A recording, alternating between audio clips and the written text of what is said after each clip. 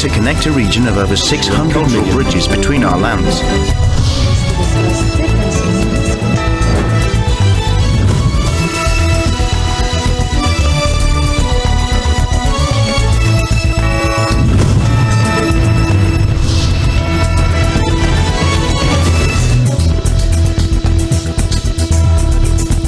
Good evening, I'm Alma Angeles and you're watching ASEAN in Focus on tonight's headlines. Palestinian militant group Hamas issues a chilling threat, warning of the execution of hostages taken during their recent attack on Israel if Israeli airstrikes continue targeting Gaza residents without warning. Concerns grow as 7 Filipinos remain missing amidst the ongoing armed conflict between Hamas and Israel. The Philippine Embassy in Israel reveals that the husband of a Filipina may also have been taken by armed individuals, based on a video shared with the embassy. Tragedy strikes in northern Myanmar, where a military attack on a displaced persons camp claims the lives of at least 29 people and leaves 56 others injured. The attack is condemned by a spokesperson for the ethnic rebel group controlling the region. And families of death row convicts in Singapore are pleading with the government to impose a moratorium on capital punishment. They're pushing for an independent review of the controversial use of executions in the city-state, raising questions about the ethics of the practice.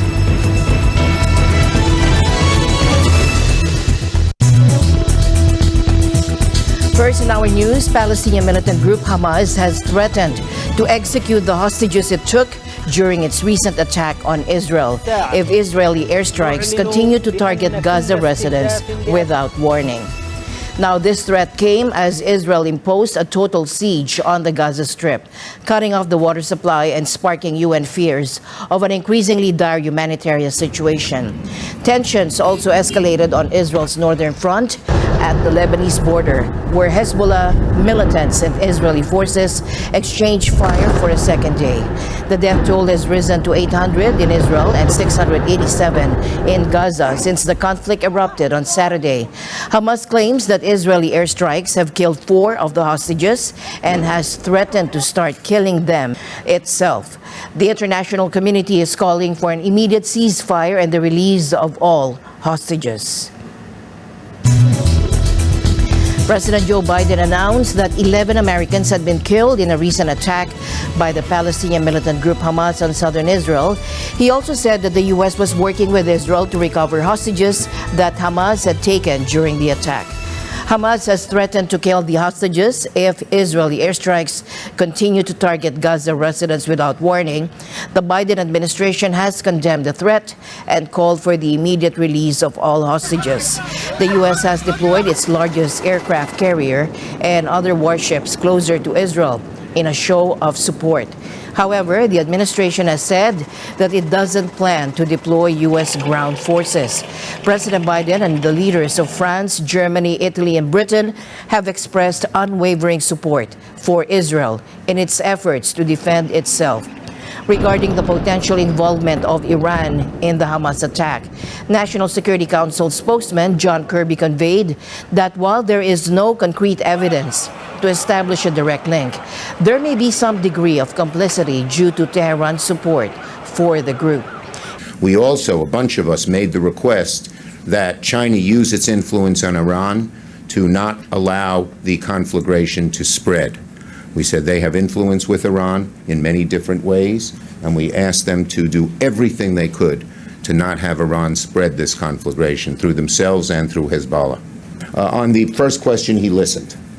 I don't recall him saying anything specific on it, but he listened several times. They would deliver the message. Go ahead. They said they would deliver the message. To the Iranians. Yes. Okay. Iran, however, has vehemently denied any involvement in the matter.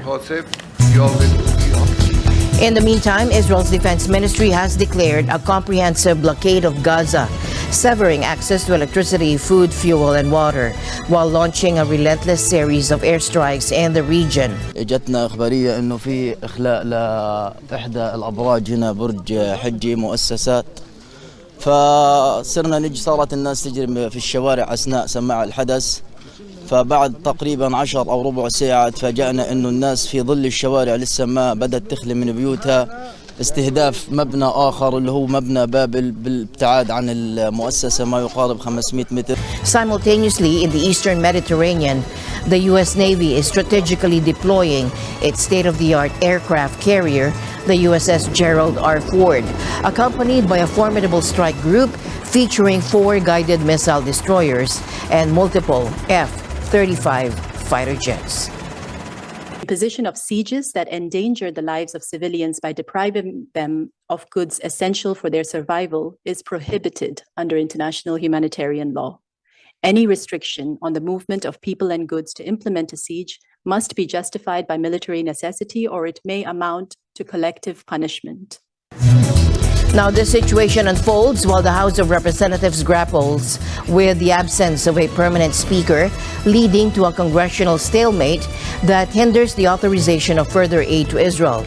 Former House Speaker Kevin McCarthy, in a press conference held at the Capitol today, presented a 5-point plan aimed at bolstering Israel's support.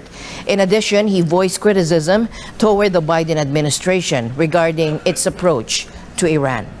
The very first thing we need to do is rescue the American hostages. Secondly, the leader of Hamas is reported to be sitting in a 5-star hotel cheering. President Biden should demand his extradition now. Third, the United States must reinstate the maximum pressure campaign against Iran. Fourth, we must focus on our own security. This just wasn't a failure in Israel on their intelligence community, it was ours as well. Fifth, as we look inward, we must confront anti-Semitism in the United States.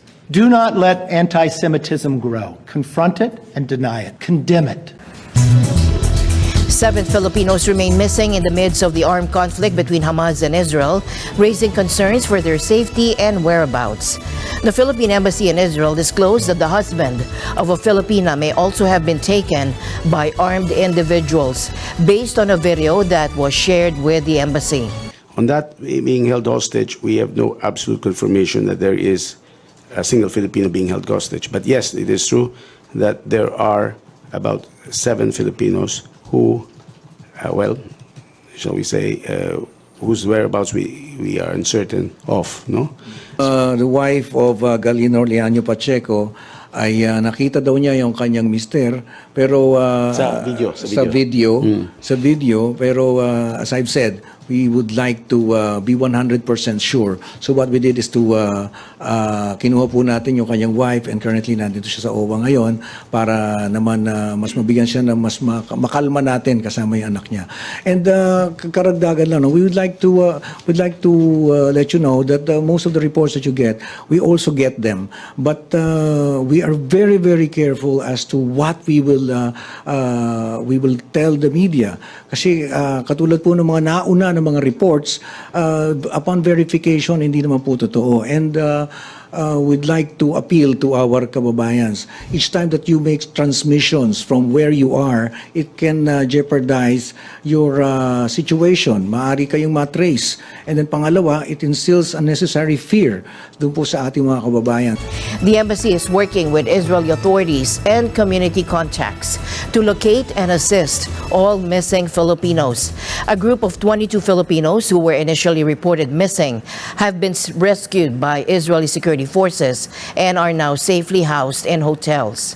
To add to what Administrator Ignacio was saying, for example, we don't want to be alarmist. Yes, it's true na may missing Filipinos, pero it's possible they're still in the bunkers, they're still kasi meron pa rin konting gun battles between Israeli forces and some Palestinian fighters in south of Israel, so maybe they're still in hiding or so. And eventually lilitaw na rin, hopefully. And also, on the details, remember, it's a security situation. So, in case they were abducted, we don't want, all the more, we don't want to give details because that will endanger their lives. It will worsen their situation. The embassy urged Filipinos in Israel to remain in their residences and avoid unnecessary travel to crowded areas. It also emphasized the need to stay informed about the security situation through official advisories from Israeli authorities. the embassy, and reliable media outlets. Filipinos were encouraged to maintain communication with the embassy and their community and group leaders during this challenging period. Secretary General Antonio Gutierrez on October 9th expressed his condemnation of the attacks targeting Israel. While he acknowledges the legitimate grievances of the Palestinians, he firmly asserts that nothing can justify these acts of terror, including the harming and abduction of civilians. I recognize the legitimate grievances of the Palestinian people, but nothing can justify these acts of terror and the killing, maiming, and abduction of civilians. I reiterate my call to immediately cease these attacks and release all hostages. While I recognize Israel's legitimate security concerns, I also remind Israel that military operations must be conducted in strict accordance with international humanitarian law. Civilians must be respected and protected at all times. Civilian infrastructure must never be a target. I am deeply distressed by today's announcement that Israel will initiate a complete siege of the Gaza Strip, nothing allowed in, no electricity, food, or fuel. The humanitarian situation in Gaza was extremely dire before these hostilities. Now it will only deteriorate exponentially, even in these worst of times. And perhaps especially in the most trying moments, it is vital to look to the long-term horizon and avoid irreversible action that would embolden extremists and doom any prospects for lasting peace. This most recent violence does not come in a vacuum. The reality is that it grows out of a long-standing conflict with a 56-year-long occupation and no political end in sight. It's time to end this vicious circle of bloodshed, hatred, and polarization. ASEAN member nations have issued calls for an immediate cessation of the violence that erupted following clashes with the Palestinian group Hamas and Israeli forces. The Indonesian government has expressed deep concern over the escalation of armed conflict between Palestine and Israel. Both sides have been urged to halt the violence promptly to prevent further casualties. Indonesia emphasized the importance of resolving the Israeli occupation of Palestinian authorities, citing it as the root cause of the prolonged conflict, and called for its resolution in accordance with UN parameters. Thai Prime Minister Srettha Thavisin called for an end to the dire situation, condemning the attack and expressing concern for the safety of foreigners, including Thai nationals. The Philippines has likewise condemned the escalation of fighting, particularly attacks on civilian populations. The country recognizes the right of states to self-defense in the face of external aggression, as outlined in the UN Charter. The Office of the President of the Philippines conveyed its condolences to those who have lost loved ones, and President Marcos Jr. instructed the government to closely coordinate with the embassy in Tel Aviv and the Migrant Workers Office in Israel to assist Filipinos affected by the conflict. These offices have been tasked with locating and accounting for all OFWs and their families in Israel.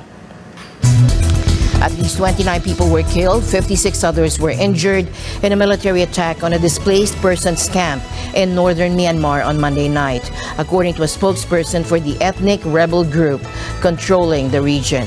The attack occurred at approximately 11:30 p.m. on Monday night near Liza town along the China border, according to Colonel Nao Bu of the Kachin Independence Army, or KIA, or KIA.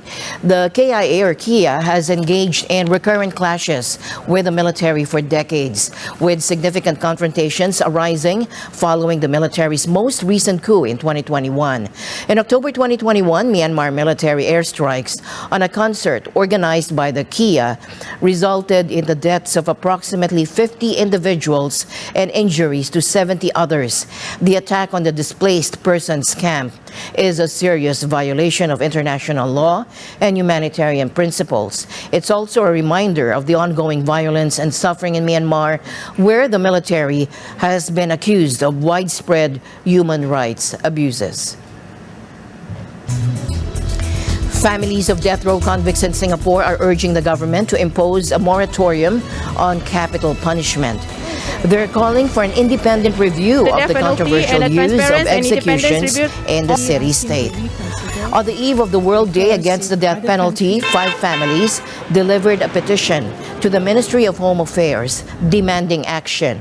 Let's hear from Sarah Jumaat, the sister of a death row prisoner, Masood Rahimi Mirzad. We will stand here on behalf of many families in Singapore, Malaysia and beyond who life has been devastated by Singapore's ruthless and senseless wars on drugs. Some of us will live forever with the memory on how violently our beloved family members' lives were taken. While they were defenseless prisoners. For the rest of us, we live with the certain horror of our loved ones' executions that draw nearer each day. We seek an immediate moratorium of the death penalty and a transparent and independent review of the use of capital punishment in Singapore. Let's listen now to Kelvina Kaur, the niece of Kalwant Singh, who was executed last year. An immediate moratorium on executions is necessary so that an independent review can be undertaken and Singaporeans can be properly educated on the death penalty before they make up their minds about it. Zarifa Syed Zin, the sister of death row prisoner Syed Suyail, also shared her thoughts. I would probably ask him to reconsider, because if other countries are considering and having that compassion, I don't understand why Singapore is not all about that. As of July 5th, at least 63 convicts were sitting on death row in Singapore, according to the petition. Among those hanged since last year was Nagenthran Dharmalingam, whose execution sparked a global outcry because he was deemed to have a mental disability. Singapore also executed Saridewa Binte Jamani, 45, the first woman to be executed in the city-state in nearly 20 years. Singapore has some of the world's toughest anti-drug laws, trafficking more than 500 grams of cannabis or over 15 grams of heroin can result in the death penalty. Finally, in our news, the Office of the Civil Defense has issued a reminder to the public regarding precautionary measures in response to the detection of volcanic smog originating from the Taal volcano. The fog has been observed in various cities and towns in Batangas, prompting the following guidelines. Limit outdoor activities and stay indoors to minimize exposure to fog. Close doors and windows to prevent fog from entering living spaces. Stay hydrated by drinking water to alleviate throat irritation caused by fog. Seek medical attention in case of emergency or severe symptoms. The Philippine Institute of Volcanology and Seismology has described fog as containing fine droplets with volcanic gases, including sulfur dioxide, which is acidic and can lead to irritation of the eyes, throat, and respiratory tract. The severity of symptoms may vary depending on gas concentrations and exposure duration. People who may be especially sensitive to fog include those with underlying health conditions such as asthma, lung disease, and heart disease, as well as the elderly, pregnant women, and children. It's crucial for these vulnerable groups to take extra precautions and prioritize their well-being during fog episodes. As my usual habit, I'd like to end the day on a positive note. Let's encourage and build each other up so that no one is left behind. And that's it for tonight's broadcast. I'm Alma Angela. Stay in the news because we live in extraordinary times. Good night.